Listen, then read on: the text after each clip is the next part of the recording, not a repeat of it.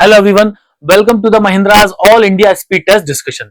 आज हम लोग ST47 स्टेट ST जो मैथ्स के क्वेश्चंस थे उनका एक बार डिस्कशन कर लेते हैं, क्या उनके आंसर थे और क्या उनकी शॉर्टेस्ट और बेस्ट अप्रोच है सॉल्व करने की। तो 21 नंबर क्वेश्चन हम लोग स्टार्ट करेंगे। सबसे पहला क्वेश्चन था स्पीड टाइम डिस्टेंस के लॉजिक पर। क्या था? एक ट्रेन है जिसकी speed 75 kilometre per hour given है। वो क्या हो रहा है, एक डिस्टेंस कवर करती है 1050 किलोमीटर की। तो कितना टाइम लगेगा ट्रेन को ये डिस्टेंस कवर करने में? ठीक, तो स्पीड टाइम डिस्टेंस की सबसे अच्छी बात क्या है, यहां पर हम एक कंसेप्ट यूज करते हैं, speed equals to distance upon time, चाल बराबर दूरी बटा समय। सो एस स्पीड हो गया, डी डिस्टेंस हो गया, टी टाइम हो गया। और इस क्वेश्चन में हमारे पास स्पीड और उसके बाद जो है डिस्टेंस, दोनों ही वैल्यूज गिवन है, तो हम टाइम कैलकुलेट बहुत आसानी से कर पाएंगे। कैसे होगा? स्पीड के प्लेस पर स्पीड लगा दें 75 इक्वल्स टू डिस्टेंस। भाई कितना डिस्टेंस कवर कर लिया? 1050 किलोमीटर, 1050 और टाइम की जगह टी लगा लें, इसको डिवाइड कर लें। 15 7 जा 15 7 105 और 15 5 जा 5, इसको डिवाइड कर देगा 14 टाइम्स, तो टाइम इक्वल टू आ जाएगा यहां से 14 आवर्स, 14 घंटे, और ऑप्शन डी हमारा आंसर बन जाएगा। नेक्स्ट क्वेश्चन पर आते हैं। Find the compound interest on ₹35,000 in 2 years 6% per annum, the interest being compounded half yearly। अब देखो 35,000 रुपए मेरे पास प्रिंसिपल है, ठीक, चलो 35,000 रुपए नोट कर लेते हैं। प्रिंसिपल है हमारे पास 35,000, इतने रुपए। जो रेट है वो हमारे पास कितना है? रेट है 6% पर एनम। उसके पहले टाइम दे रखा है समय, तो n इक्वल्स टू हो गया आपके पास 2 years, ठीक। और रेट जो है वो हमारे पास है 6%। रेट में एक बात सोचने की है, जो दे रखा है वो 6% पर एनम वार्षिक ब्याज दर है, और हमसे क्वेश्चन में पूछा क्या है? When interest being compounded half yearly, जब ब्याज अर्धवार्षिक रूप से संयोजित होता है। तो भी देखो, पूरे वर्ष के लिए तो 6% मिलेगा, लेकिन अर्ध वर्ष के लिए, हाफ ईयर के लिए आपको रेट हाफ मिलेगा, ठीक है, मतलब कि 3% मिलेगा एग्जैक्टली हाफ ईयर होने की वजह से, पहली बात। अब दूसरी बात आती है, समय दे रखा है 2 वर्ष, 2 वर्ष और हमारा ब्याज लग रहा है आधे वर्ष बाद, मतलब कि 6 महीने बाद। तो 2 वर्ष में कितनी बार ब्याज मिलेगा? 6 महीने, 6 महीने 1 साल, फिर 6 महीने यानी कि 1.5 साल, और फिर 6 महीने यानी कि 2 साल, 4 बार ब्याज मिलेगा। मतलब ये 3% आपको 4 बार क्या मिलेगा, तो कैसे पता चलेगा? हम लोग नेट परसेंट का फॉर्मूला पढ़ते हैं, जो कि होता है x plus y plus x y upon 100। इसका प्रयोग हम 2 वर्ष या 2 बार के चक्रवृद्धि ब्याज के लिए भी करते हैं। कैसे? x और y की जगह पर 3 यानी कि रेट लगा दो। तो जब हम लगाएंगे, वैसे तो हमें वैल्यू याद होनी चाहिए कि 2 वर्ष के लिए 3% के हिसाब से जब आप लगाओगे तो 6.09 आएगा, ठीक है, 6.09, 2 टाइम्स यानी कि 2 बार के लिए, ठीक है। कैसे? x और y की जगह पर आप 3 लगा दें, ठीक। अगले 2 वर्षों का भी 2 बार का कितना होगा? वो भी इतना ही होगा। मतलब मैं क्या कर रहा हूं, 2 वर्ष का अलग अलग निकाल रहा हूं, 2 वर्ष का चक्रवृद्धि ब्याज अलग अलग कैलकुलेट किया जा रहा है, ठीक, 6.09। लेकिन हमें 4 बार का चाहिए, तो ये 2 बार वाला, पहला वाला x और दूसरे 2 बार वाला y, मतलब कि यहां से आपका बनेगा x plus y plus x into y divided by 100, x बटे वाई डिवाइडेड बाई 100। तो ये तो हो जाएगा आपका स्टार्टिंग का 12.18%, प्लस ये 609 की गुणा करनी है, और क्वेश्चन में क्या बोला, लगभग में बताना है इसका आंसर। तो भाई 609 और 609 की गुणा कर लें, 600 से कितना ज्यादा है? 609, 9 ज्यादा है, और दूसरा वाला 609, भाई 609 ही लिखा है तो 9 ज्यादा हो जाएगा। 9 की 9 से गुणा 81, ठीक, स्लैश लगा दो, इन दोनों को जोड़ दो, 618, ठीक। लेकिन ये संख्या 6 के पास में है, ये 609 जो है 6 के पास में है, तो बस एक काम कर देंगे, बाद में यहां पर 6 से गुणा कर दें, बाद में 6 से गुणा कर लें, तो क्या आएगा? 6 48 का 8 हासिल 4, 6 कम 6, 4 10 का 0, हासिल कितना आ जाएगा आपका 10 का 0 हासिल 1, 6 36 और 1 37 और ये 81।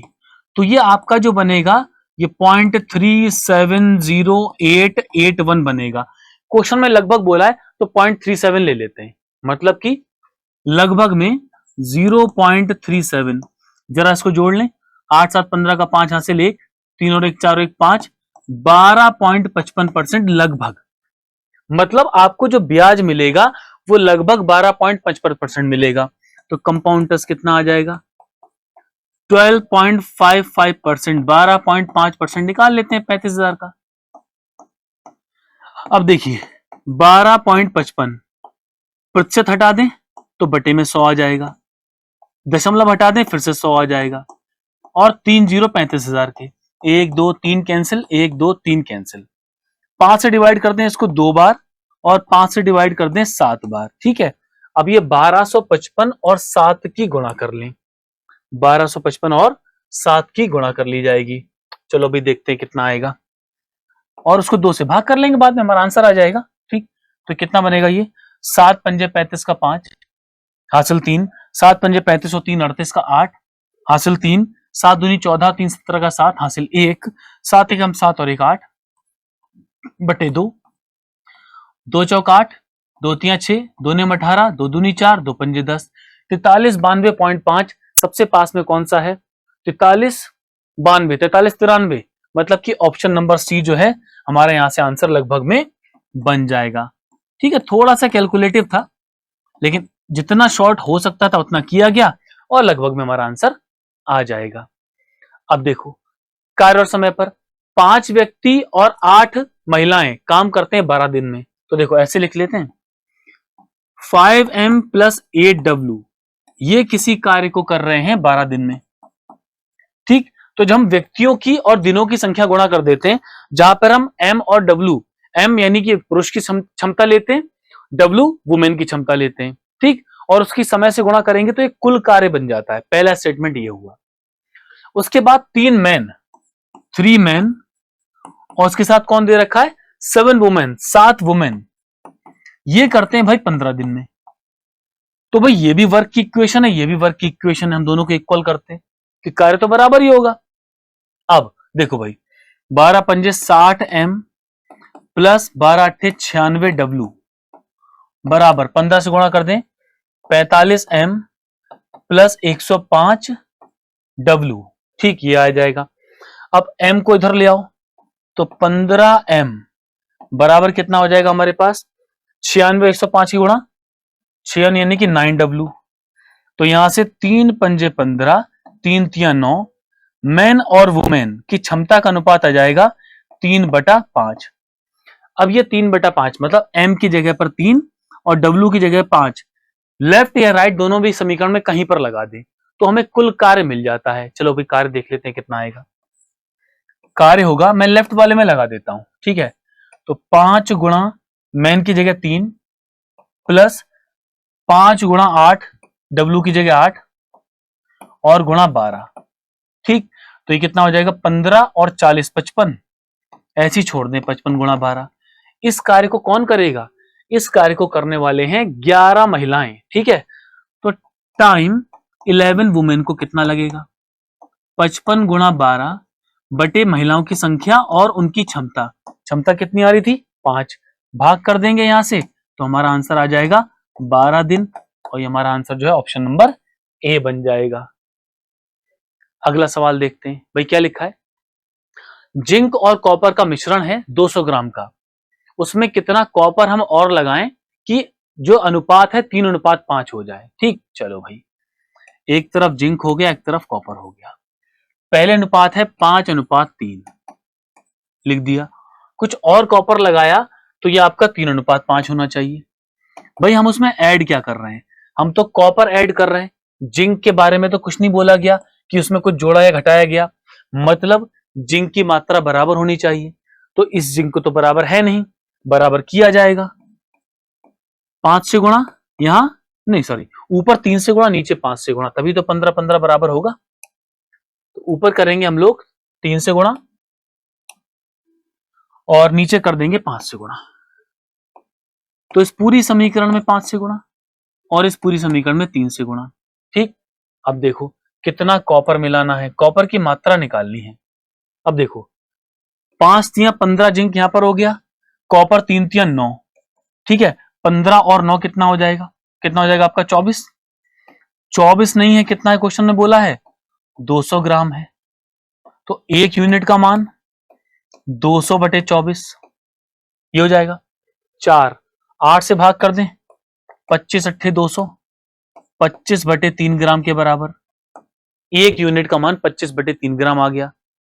अब देखो कॉपर कितना जोड़ा भाई, 3 तियां 9, 3 तीजा 9, तो 5 पंजे 25, अरे भाई 9 से अगर 25 कॉपर हो गया तो यहां से यहां तक अंतर कितना आया 16 का, तो 16 का मान कितना होगा 25 गुणा 16 बटे 3, तो ये कितना हो जाएगा 16 पंजे 80, 8, 400 बटे 3, 400 बटे 3, तो क्या हो जाएगा 13 तिया 39, 133, और एक बचेगा 3 तिया 9, 133 सही, 1/3 ग्राम जो है हमारा आंसर बन जाएगा, ऑप्शन नंबर ए बनेगा।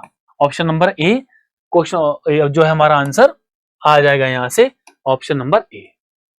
ठीक, 133 सही, 1/3 ग्राम, ये हमारा करेक्ट आंसर आ जाएगा कि इतना कॉपर हमें जोड़ना पड़ेगा। अब देखो the difference of two numbers is 24 and their HCF is 12, दो संख्याओं का अंतर 24 है और मासा 12 है।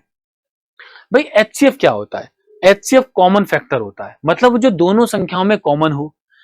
तो जब कभी भी कहा जाए दो संख्याओं का मासा 12 है तो उस आधार पर संख्याएं क्या होंगी 12x और 12y।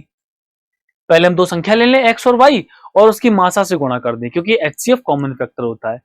दोनों का अंतर 24 है, मतलब कि 12x और 12y का अंतर जो है 24 आना चाहिए। 12 से भाग कर दो तो x माइनस वाई बराबर 2 आ जाएगा। पूछा क्या है कि how many such pairs of possible, कि x और y के ऐसे कितने मान हैं जिनको आप रखो तो अंतर 2 आएगा, वो सारे नंबर इसके आंसर होंगे। तो देखो भाई रखकर देखें, x और y के आपको बहुत सारे मान मिल जाएंगे। ठीक है, इसका मतलब क्या है infinite values there are available, कि अनंत मान हो सकते हैं। तो अनंत मान हो सकते हैं तो क्या होगा none of these, option number D answer बनेगा, क्योंकि कोई भी दो संख्याओं का अंतर 2 आ जाए, ऐसे आके बहुत सारे x और y के मान पॉसिबल हैं। अब देखो 6/7 L का, तो 6/7 गुणा L बराबर है 4/5 M का, 4/5 M का। तो पूछा क्या हमसे, तो पूछा गया है कि आपको L और M का अनुपात कितना होगा 4/5। तो देखो भाई 2 तियां 6, 2 दूनी 4, L बटे M को इधर ले आओ, 7 की 2 से गुणा 14 और 5 की 3 से गुणा 15, तो L अनुपात M बराबर कितना आ जाएगा 14/15, और ये हमारा ऑप्शन नंबर सी आंसर बनेगा। ठीक है, ऑप्शन सी आ जाएगा। नेक्स्ट एक सिंप्लीफिकेशन का क्वेश्चन है, बड़ा लेंथी सा क्वेश्चन था, ऑफ भी था ब्रैकेट भी था। चलो हल करते हैं इसको, स्टेप बाय स्टेप बिल्कुल लेकर चलेंगे, बॉड मास रूल फॉलो करेंगे, आंसर आएगा। कैसे 32 डिवाइडेड बाई 12 ऑफ, अभी ऑफ ऐसी रहने दो, ऑफ 3 ब्रैकेट आ गया, ब्रैकेट में 15 में से 12 घटाओ 3 और 9 उसके बटे में है, तो 5 माइनस 3/9, ठीक, ऑफ 3/7 प्लस 4 माइनस 8 और 2 ऑफ 4। भाई 2 ऑफ 4 का मतलब क्या है, पहले ऑफ सॉल्व किया जाएगा, तो 2 चौक 8, मतलब ये बनेगा 4 माइनस 8 डिवाइडेड बाई 8। अब इसको हल कर लेते हैं, कितना हो जाएगा 32, ऑफ की जगह मल्टीप्लाई का साइन यानी कि 36, 3 एकम 3, 3 तिया 9, तो 3 पंजे 15 में से घटाओ 14, तो ये बन जाएगा आपका गुणा 14/3 गुणा ऑफ की जगह गुणा का चिन्ह 3/7 प्लस 1 घटाएंगे तो ये हो जाएगा आपका 3, 3 से 3 काट गया, 7 से 2 बार कट गया, तो बनेगा 32/36 गुणा 2 प्लस 3, तो 2 से काट देंगे 18 बार, 2 से काटेंगे 9 बार, 2 से काटेंगे 16 बार, तो ये बनेगा हमारे पास 16/9 प्लस 3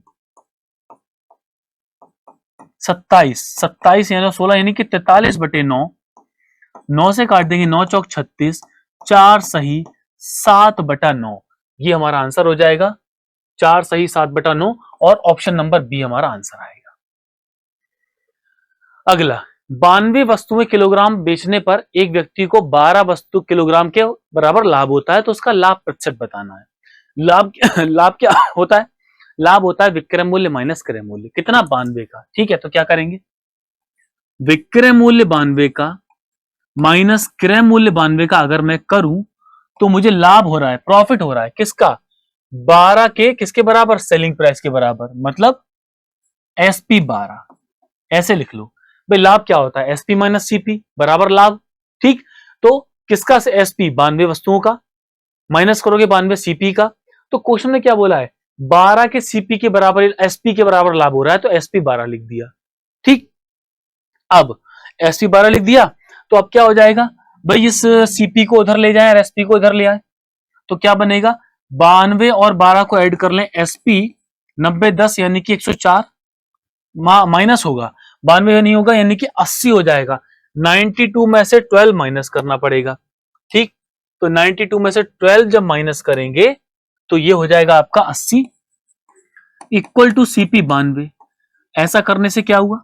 ऐसा करने पर आपको एसपी और सीपी का रेशियो मिल जाएगा। कितना? 92 डिवाइडेड बाई 80, और दोनों को हम 4 से भाग कर दें तो कितना हो जाएगा? 23/20। तो 20 की वस्तु को भाई सीपी कितना है? 20 और एसपी कितना है? 23। 20 को 23 में बेचेंगे तो भाई 3 का लाभ हो गया। अगर 3 का लाभ हो गया तो लाभ का प्रतिशत क्या होगा? लाभ का प्रतिशत होगा परसेंट प्रॉफिट। 3 का लाभ अगर 20 पर चाहिए, परसेंटेज के लिए मल्टीप्लाइड बाई 100, तो ये 5 बार डिवाइड हो जाएगा, तो यहां से बन जाएगा आपका 15%। ऑप्शन नंबर बी आंसर लग जाएगा। नेक्स्ट, 1 3 5 7 9 25 पद दे रखे हैं और उनका एवरेज बताना है। तो एवरेज क्या होता है? सम ऑफ ऑब्जर्वेशंस, आंकड़ों का योग होता है। ठीक है, आंकड़ों का योग। तो आंकड़ों का योग कैसे निकालें? 1 से लेकर 25 तक है, तो हर एक श्रेणी में 2-2 का अंतर है, तो ये होती है हमारी समांतर श्रेणी। ठीक, तो पदों का योग, 25 पदों का योग क्या होगा? एस एन बराबर n/2 यानी कि 25/2, ब्रैकेट में 2a, a का मतलब प्रथम पद, प्लस n-1 यानी कि पदों की संख्या, minus d multiplied by d यानी सार्वांतर, उनके बीच की गुणा। ठीक, तो a 2a तो हमारा पहला पद है, तो a की जगह 1 लगा दें, a की जगह 1 लगा देते हैं, ये हो गया। ठीक, तो ये कितना हो जाएगा भाई हमारे पास? 25/2, और ये कितना आ जाएगा? 2, 25 में से घटा 24 दूनी 48, 50, 50 और 2 से भाग कर दो 25, तो जो सम है, जो योग है, वो 625 आ गया। अब एवरेज क्या होता है भाई? एवरेज होता है sum of observation divided by total number of observation, कुल आंकड़ों का योग बटे कुल आंकड़ों की संख्या। तो 625 तो योग निकाल लिया, और 25 ही पद हैं कि क्वेश्चन में दे रखा है, तो उनका औसत कितना आ जाएगा? 25 आ जाएगा। ऑप्शन नंबर बी हमारा आंसर आ जाएगा। नेक्स्ट, एक एग्जाम है, 92% छात्र पास हो गए, 480 फेल हो गए। सीधी सी बात है कि 100% छात्र होते हैं, 92% पास हुए तो 8% ही फेल होंगे, मतलब कि क्वेश्चन में 8% का मान दे रखा है 480, तो फिर 1% का मान कितना हो जाएगा? 60 के बराबर। टोटल किसी भी परीक्षा में प्रतिशत के आधार पर कुल छात्र होते हैं 100, तो 60 का जब 100 से मल्टीप्लाई कर लेंगे तो कुल छात्रों की संख्या यानी कि 60,000 आ जाएगी, और वही हमारे 6,000 आ जाएगी, और वही हमारे अपीयर्ड कैंडिडेट होंगे। टोटल हमारे 6,000 स्टूडेंट यहां से बन जाएंगे। तो ये हमारे सॉल्यूशंस थे ST 47 के स्टेट लेवल पर। Thank you class. Subscribe now and press the bell icon. Never miss an update.